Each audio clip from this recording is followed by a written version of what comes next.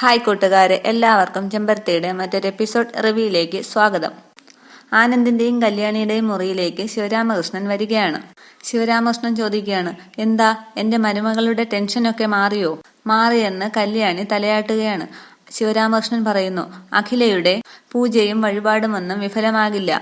അതുമാത്രമല്ല, അഖില പറഞ്ഞതുപോലെ Kalyani Anand group of കമ്പനീസിന്റെ ബ്രാൻഡ് അംബാസിഡർ സ്ഥാനമൊക്കെ ഏറ്റെടുത്ത് എൻഗേജ്ഡ് ആകുമ്പോൾ എല്ലാം മാറിക്കോളും. ആനന്ദ്, വൈകാതെ നീയും കമ്പനി കാര്യങ്ങളൊക്കെ ശ്രദ്ധിക്കണം. അച്ഛാ, അത് ഞാൻ എന്ന് പറയുമ്പോൾ ശിവരാമകൃഷ്ണൻ പറയുകയാണ്, അറിയാം, നീ പുതിയതായി തുടങ്ങിയ കമ്പനിയുടെ കാര്യമല്ലേ, അത് ഇതിനോടൊപ്പം നടന്നോളും. ഞാൻ ഇങ്ങോട്ട് വന്ന കാര്യം മറന്നു. ദേ, ഈ ടാബ്ലറ്റ് ഡോക്ടർ തന്നതാണ്. ഇത് കഴിച്ചിട്ട് വേണം ഉറങ്ങാൻ. പിടിക്ക് എന്നും പറഞ്ഞ് കല്യാണിക്ക് ടാബ്ലറ്റ് കൊടുക്കുകയാണ് ശിവരാമകൃഷ്ണൻ. കഴിക്കണം, അഖില ഓർമ്മിപ്പിച്ച് തന്നുവിട്ടതാണ്. മൂത്ത മരുമകളുടെ കാര്യത്തിൽ പ്രത്യേകമായ ഒരു കരുതലില്ലേ എനിക്കൊരു തോന്നൽ. ഗുളിക കഴിച്ചിട്ട് ഉറങ്ങിക്കോളൂ, ഗുഡ് നൈറ്റ് എന്നും പറഞ്ഞ് ശിവരാമകൃഷ്ണൻ പോവുകയാണ്. കല്യാണിയോട് കഴിക്ക് എന്ന് ആനന്ദ് പറയുകയാണ്. കല്യാണി ഗുളിക കഴിക്കുന്നു. അതിനുശേഷം കാണിക്കുന്നത് രാജേശ്വരി ഫോൺ വിളിക്കുകയാണ്. ഫോണിൽ രാജേശ്വരി പറയുകയാണ്, ഏതായാലും ഇവിടെ ക്യാമറകളൊന്നും പ്രവർത്തിക്കുന്നില്ല, അത് ഏറ്റവും ഗുണകരമാണ്.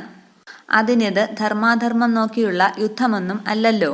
അല്ലെങ്കിൽ തന്നെ എവിടെയാണ് ധർമ്മം നോക്കി യുദ്ധം ചെയ്യുന്നത്? ഇതെന്റെ പ്രതികാരമാണ്. ഈ പ്രതികാര കഥയിൽ ഞാൻ നായികയോ പ്രതിനായികയോ എങ്ങനെ വേണമെങ്കിലും ആരും വിധി എഴുതിക്കൊള്ളട്ടെ. പക്ഷേ ഇതിൽ എനിക്ക് വിജയിക്കണം. വിജയം കണ്ടേ ഞാൻ അടങ്ങൂ. അഖില ഇങ്ങനെയൊക്കെ ഫോണിൽ സംസാരിച്ചിരിക്കുന്ന സമയത്ത് ശിവരാമകൃഷ്ണൻ അങ്ങോട്ടത്തേക്ക് എത്തുകയാണ്. അത് കണ്ട രാജേശ്വരി, ആരോ വരുന്നുണ്ട്, വിളിക്കാം എന്നും പറഞ്ഞ് ഫോൺ കട്ട് ചെയ്യുകയാണ്. രാജേശ്വരി ചോദിക്കുകയാണ്, കല്യാണിക്ക് മെഡിസിൻ കൊടുത്തായിരുന്നോ കൃഷ്ണേട്ടാ? കൊടുത്തു അഖില എന്ന് ശിവരാമകൃഷ്ണൻ പറയുന്നു. രാജേശ്വരി പറയുകയാണ്, മനസ്സിന്റെ ടെൻഷനൊക്കെ മാറി ഇനി അവൾ ശാന്തമായി ഉറങ്ങിക്കോളും.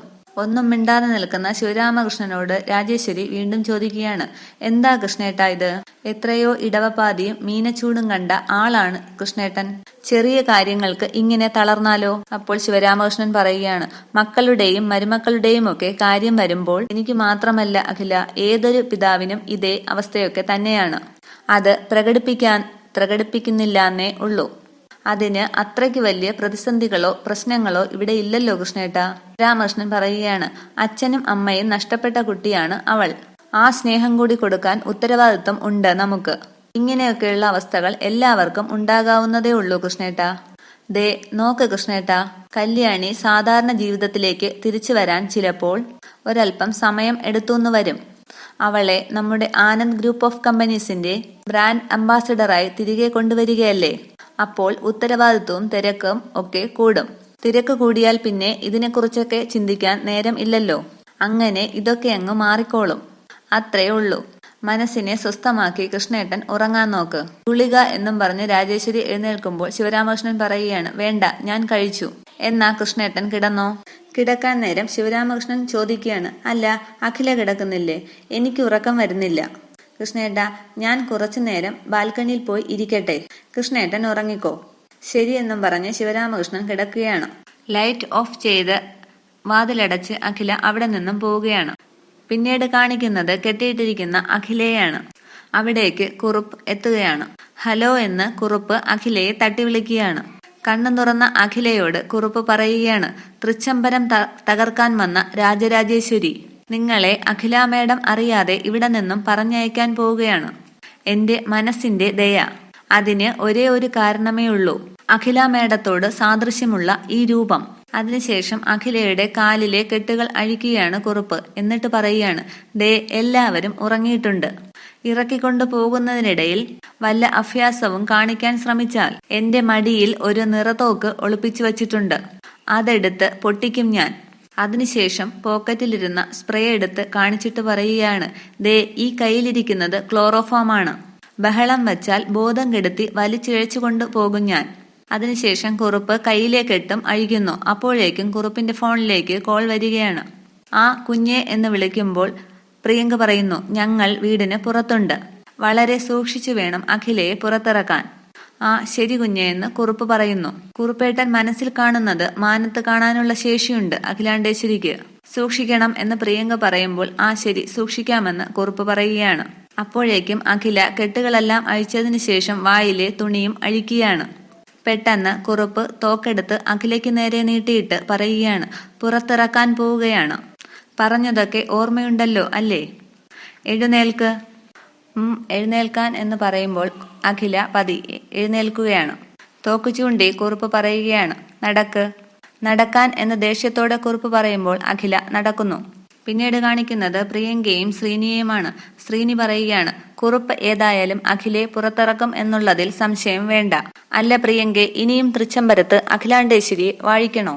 അന്നേരം പ്രിയങ്ക ഒന്നാലോചിക്കുകയാണ്. പിന്നീട് കുറുപ്പ് അഖിലാണ്ടേശ്വരിയെ വാതിലിന് പുറത്തെത്തിക്കുന്നു. പുറത്തിറങ്ങിയ അഖിലയെ നിൽക്കാൻ പറഞ്ഞിട്ട് കുറുപ്പ് വാതിൽ പൂട്ടുകയാണ്. ഓടാൻ ശ്രമിക്കുന്ന അഖിലയെ വീണ്ടും തോക്ക് ചൂണ്ടി നിർത്തുകയാണ് കുറുപ്പ്. പിന്നീട് പ്രിയങ്ക ശ്രീനിയോട് പറയുന്നു, അതിനുള്ള സമയം ആകുന്നു. തോക്ക് ചൂണ്ടി അഖിലയെ താഴേക്കിറക്കുകയാണ് കുറുപ്പ്. അപ്പോൾ തൃച്ചംബരത്ത് എല്ലാവരും ഉറക്കമാണ്. കുറുപ്പ് അഖിലയോട് പറയുകയാണ്, നടക്കങ്ങോട്ട്. എന്തെങ്കിലും അഭ്യാസം കാണിച്ചാൽ പൊട്ടിച്ചു കളയും. ഒച്ചെഴയുന്നത് പോലെ എഴയാതെ നടക്കങ്ങോട്ട്. സ്റ്റെപ്പ് ഇറങ്ങി വരുന്ന അഖിലയുടെ കൈതട്ടി പെട്ടെന്ന് അവിടെ ഇരുന്ന് വിളക്ക് താഴെ വീഴുകയാണ്. അപ്പോൾ അഖില ഉറക്കി നിലവിളിക്കുന്നു. ആ ശബ്ദം കേട്ട് ആനന്ദും കല്യാണിയും ശിവരാമകൃഷ്ണനുമൊക്കെ ഉണരുകയാണ്. അപ്പോഴേക്കും അവിടെ ലൈറ്റ് എല്ലാം ഓണാവുകയാണ്. പെട്ടെന്ന് കുറുപ്പ് അഖിലയെ ക്ലോറോഫോം വെച്ച് ബോധം കെടുത്തുകയാണ്. അരവിന്ദും നന്ദനയും വാതിൽ തുറന്ന് പുറത്തേക്ക് വരുന്നു. അഖിലയെ സ്റ്റെപ്പിൽ തന്നെ ഇട്ടിട്ട് കുറുപ്പ് ഓടുകയാണ്. പക്ഷേ അഖിലയുടെ അതേ വേഷത്തിൽ രാജേശ്വരി ജനലിന് പുറകിൽ തന്നെ ഉണ്ട്. വിലാസിനിയും വാതിൽ തുറന്നു വരികയാണ്. ആനന്ദും കല്യാണിയും സ്റ്റെപ്പ് ഇറങ്ങി വരുമ്പോൾ സ്റ്റെയറിൽ കിടക്കുന്ന രാജേശ്വരിയിലെ അഖിലയാണ് കാണുന്നത്. അമ്മേ, എന്തുപറ്റി അമ്മയെന്നും പറഞ്ഞ് ആനന്ദ് വിളിക്കുകയാണ്. മാഡം എന്ന് കല്യാണിയും വിളിക്കുന്നു. എല്ലാവരും തട്ടി വിളിക്കുകയാണ് അഖിലയെ. അപ്പോഴേക്കും ശിവരാമകൃഷ്ണനും അഖില അഖില എന്നും വിളിച്ചുകൊണ്ട് അങ്ങോട്ടത്തേക്ക് എത്തുന്നു. എന്തുപറ്റി എന്ന് എല്ലാവരും ചോദിക്കുകയാണ്. അപ്പോഴേക്കും വിലാസിനിയും എത്തുന്നു. എന്റെ ചേച്ചിക്ക് എന്തു പറ്റിയെന്നും പറഞ്ഞ് വിലാസിനിയും ഓടി വരികയാണ്. കല്യാണി കുറച്ച് വെള്ളം കൊണ്ടുവാ എന്ന് ശിവരാമകൃഷ്ണൻ പറയുകയാണ്. ശിവരാമകൃഷ്ണൻ വെള്ളം അഖിലയുടെ മുഖത്തേക്ക് കുടഞ്ഞിട്ട് കണ്ണു തുറക്ക് എന്ന് പറയുകയാണ്. ആനന്ദിനോട് പറയുന്നു, ആനന്ദ് ഡോക്ടറെ വിളിക്കുക. ദേ ഫോൺ എന്നും പറഞ്ഞ് അരവിന്ദ് ഫോൺ കൊടുക്കുകയാണ്. വിലാസിനി പറയുകയാണ്, ചേച്ചിക്ക് എന്താ പറ്റിയത്? കണ്ണു തുറക്ക്. എല്ലാവരും കൂടി അഖിലയെ എടുത്ത് കട്ടിലിൽ കിടത്തുകയാണ്. ആന്റി എന്ന് നന്ദനയും അഖില എന്ന് ശിവരാമകൃഷ്ണനും വിളിക്കുന്നു. അപ്പോഴേക്കും ഒന്നും അറിയാത്തതുപോലെ കുറുപ്പ് അവിടേക്ക് എത്തുകയാണ്. അയ്യോ സാറേ, അഖില മാഡത്തിന് എന്തു പറ്റി? കണ്ണു തുറക്ക് അഖില എന്ന് ശിവരാമകൃഷ്ണൻ പറയുകയാണ്. ഡോക്ടറെ വിളിച്ചതിന് ശേഷം തിരിച്ചു വന്ന ആനന്ദ് നിലവിളക്ക് താഴെ കിടക്കുന്നത് കാണുകയാണ്. അച്ഛാ, ഇതെങ്ങനെയെന്ന് അരവിന്ദ് ചോദിക്കുമ്പോൾ എനിക്കറിയില്ല മോനെ എന്ന് ശിവരാമകൃഷ്ണൻ പറയുന്നു. എന്നോട് ഉറങ്ങിക്കോളാൻ പറഞ്ഞു. ഞാൻ കിടക്കുകയും ചെയ്തു. പിന്നെ ഈ ശബ്ദം കേട്ടാണ് ഞാൻ ഉണർന്നത്.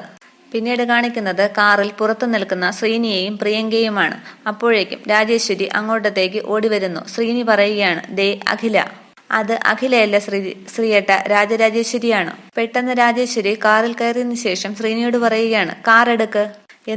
എന്താ പറ്റിയത് എന്ന് പ്രിയങ്ക ചോദിക്കുമ്പോൾ രാജേശ്വരി പറയുകയാണ്, ആദ്യം കാർ എടുക്ക്, ഞാൻ പറയാം. ശ്രീയേട്ട വണ്ടി എടുക്കെന്ന് പറയുമ്പോൾ ശ്രീനി വണ്ടി എടുക്കുകയാണ്. വെള്ളം ഉണ്ടോ എന്ന് രാജേശ്വരി ചോദിക്കുമ്പോൾ പ്രിയങ്ക വെള്ളം കൊടുക്കുകയാണ്. വെള്ളം കുടിച്ചതിന് ശേഷം രാജേശ്വരി പറയുകയാണ്, ആ കുറുപ്പ് എല്ലാം നശിപ്പിച്ചു. എന്തു പറ്റി ആന്റി? രാജേശ്വരി അവിടെ നടന്ന കാര്യങ്ങൾ പ്രിയങ്കയോട് വിവരിക്കുകയാണ്. പ്രിയങ്ക പറയുകയാണ്, കണക്ക് കൂട്ടലുകൾ എല്ലാം പിഴച്ചല്ലോ ആന്റി. പദ്ധതികൾ വിചാരിച്ച അടുത്തേക്ക് എത്തിയില്ലല്ലോ. രാജേശ്വരി പറയുകയാണ്, എന്തു ചെയ്യാൻ പറ്റും? എല്ലാവരും അഖിലയെ കണ്ട സ്ഥിതിക്ക് എനിക്കവിടെന്ന് മാറുകയല്ലേ നിവർത്തിയുണ്ടായിരുന്നുള്ളൂ. ഏതായാലും ആന്റി അവിടെന്ന് പെട്ടെന്ന് മാറിയത് ബുദ്ധിയായി. എന്ത് ചെയ്യും പ്രിയങ്ക എന്ന് ശ്രീനി ചോദിക്കുകയാണ്. പ്രിയങ്ക പറയുകയാണ്, ഏതായാലും അഖില ആ ക്ലോറോഫോമിന്റെ മയക്കത്തിലാണല്ലോ. ആ മയക്കമൊന്ന് നീട്ടിക്കിട്ടാനുള്ള വഴിയാണ് ഞാൻ ആലോചിക്കുന്നത്. ശ്രീനി പറയുന്നു, അതിനെന്താ പ്രിയങ്ക? ഏതായാലും അഖിലാണ്ടേശ്വരി അവിടെ ബോധമില്ലാതെ കിടക്കുകയല്ലേ. അപ്പോൾ ഒരു ഡോക്ടറുടെ സേവനം അവിടെ അത്യാവശ്യമല്ലേ. ആ സ്ഥിതിക്ക് ഡോക്ടർ മെർലിനെ തന്നെ അയച്ചേക്ക്. ബോധക്കേടിന് നീളം കൂട്ടാൻ എന്ത് വേണമെന്ന് മെർലിന് നന്നായിട്ടറിയാം. പ്രിയങ്ക പറയുകയാണ്, അത് നല്ല ഐഡിയ ആണല്ലോ. അതിനുശേഷം പ്രിയങ്ക മെർലിനെ ഫോൺ വിളിക്കുകയാണ്. മെർലിൻ, വേഗം തൃച്ചംബരത്തേക്ക് ചെല്ലണം. അഖിലയ്ക്ക് ഒരു ബോധക്കേട്. അവിടെ ചെല്ലുമ്പോൾ ആരാണ് വിളിച്ചതെന്ന് ചോദിച്ചാൽ അഖില വിളിച്ചിരുന്നു എന്ന് പറഞ്ഞാൽ മതി. ശരി, ഞാൻ ഇടയ്ക്ക് വിളിക്കാം എന്നും പറഞ്ഞ് പ്രിയങ്ക ഫോൺ കട്ട് ചെയ്യുകയാണ്. അതിനുശേഷം കാണിക്കുന്നത് ആനന്ദ് വിളക്കെടുത്ത് നിവർത്തി വെക്കുകയാണ്.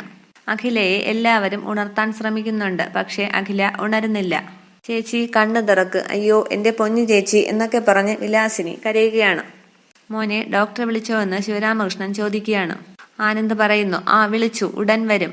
പിന്നീട് ശ്രീനിയും പ്രിയങ്കയും രാജേശ്വരിയും വീട്ടിലെത്തുകയാണ്. പ്രിയങ്ക പറയുകയാണ്, ഭവിഷ്യത്തുകൾ ഓരോന്നൊക്കെ മുൻകൂട്ടി കണ്ടേ ഈ പ്രിയങ്ക ഓരോ കാര്യങ്ങൾ ചെയ്യുകയുള്ളൂ. രാജരാജേശ്വരി ആന്റി ഉടുക്കുന്ന അതേതരം സാരി തന്നെ അഖിലയ്ക്കും കൊടുക്കണമെന്നും രണ്ടുപേരും ഒരേതരം സാരി തന്നെ ഉടുക്കണമെന്നും ഞാൻ നിർബന്ധം പറഞ്ഞതിന്റെ കാര്യം ഇപ്പോൾ ആന്റിക്ക് മനസ്സിലായോ? രാജേശ്വരി പറയുകയാണ്, മനസ്സിലായി. നിന്റെ ദീർഘവീക്ഷണത്തിന് അഭിനന്ദനം. പ്രിയങ്ക പറയുകയാണ്, ഇതൊക്കെ ഒരു തരം സാഹസികതയാണ്. പക്ഷേ ഈ സാഹസികതയൊക്കെ ഞാൻ ആസ്വദിക്കുകയാണ്. ജീവിതത്തിലെ എന്റെ എന്റർടൈൻമെന്റായി. ചിലപ്പോഴൊക്കെ തോന്നും ആന്റിയും ഞാനുമൊക്കെ ഈ കാണിക്കുന്നത് ഒരു തരം കൈവിട്ട കളിയല്ലേ എന്നത്. ശരിയാണ്, കൈവിട്ട കളി തന്നെയാണ്. പക്ഷേ ജയിക്കുമെന്ന് ഉറച്ചു വിശ്വസിച്ചുകൊണ്ട് ഏത് ഗെയിമിന് നമ്മൾ ഇറങ്ങിയാലും അത് വിജയിച്ചിരിക്കും. രാജേശ്വരി പറയുകയാണ്, നീ സംസാരിക്കുന്നത് കേട്ടാ തോന്നും ഞാൻ എന്തോ ഭീരുവാണെന്ന്. ഒരിക്കലും ഇല്ല ആന്റി. നാഗമഠത്തെ പ്രിയങ്കയ്ക്ക് രാജരാജേശ്വരിയെ വലിയ ബഹുമാനമാണ്. കാരണം 10 തലയുള്ള രാവണനെ പോലെയാണ് തൃച്ചംബരത്ത് ആനന്ദകൃഷ്ണൻ. തൂണിലും തുരുമ്പിലും ഏത് നിലവറകളിലും പതിഞ്ഞിരുന്ന അവന്റെ കണ്ണുകളെ കബളിപ്പിച്ച് തൃച്ചംബരത്ത് ഇത്രനാൾ ജീവിച്ചതല്ലേ, അതിനൊരു പൊന്മോതിരം പോരാ സമ്മാനം. അപ്പോൾ രാജേശ്വരി ഉറക്കെ ചിരിക്കുകയാണ്. അന്നേരം ശ്രീനി പറയുകയാണ്, നിങ്ങൾക്ക് ഒരു ടെൻഷനും ഇല്ല. തൃച്ചംബരത്ത് ആ അഖിലേന്ദാശ്വരിയെങ്ങാനും ഉണർന്നാൽ ഉള്ള കാര്യമാണ് ഞാൻ ആലോചിക്കുന്നത്. പ്രിയങ്ക പറയുകയാണ്, ടെൻഷൻ ആകാതെ ശ്രീയേട്ടാ. ക്ലോറോഫോമിന്റെ മയക്കത്തിൽ നിന്നും അഖില ഉണരും മുമ്പേ ഡോക്ടർ മെർലിൻ അവിടെ എത്തും. അക്കാര്യത്തിലൊന്നും ഭയപ്പെടേണ്ട. ഇനി അഖിലയെ എങ്ങനെ അവിടെ നിന്നും തിരിച്ചെടുക്കും എന്നതിനെ കുറിച്ചാണ് ഞാൻ ആലോചിക്കുന്നത്. അപ്പോഴേക്കും പ്രിയങ്കയുടെ ഫോൺ ബെല്ലടിക്കുകയാണ്. കുറുപ്പേട്ടനാണല്ലോ എന്ന് പ്രിയങ്ക പറയുമ്പോൾ എടുക്കാൻ രാജേശ്വരി പറയുന്നു. എന്താ അവിടുത്തെ അവസ്ഥയെന്ന് തിരക്ക്.